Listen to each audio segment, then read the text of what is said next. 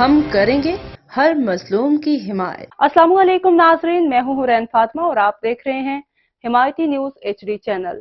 نظر ڈالتے ہیں آج کی اہم خبر۔ پاک پتن میں حکومت کی ملازم کش پالیسیوں کے خلاف ملازمین سڑکوں پر نکل آئے۔ ملازمین احتجاجی ریلی نکال کر اپنے مطالبات کے حق میں شدید احتجاج کیا۔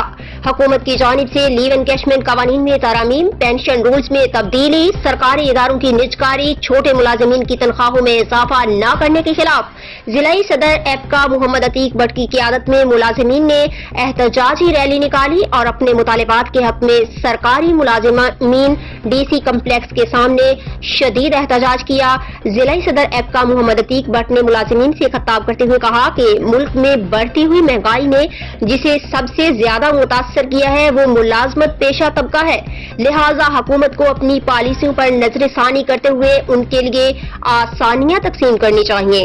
مزید خبروں اور اپڈیٹ سے باخبر رہنے کے لیے دیکھتے رہیں حمایتی نیوز HD چینل۔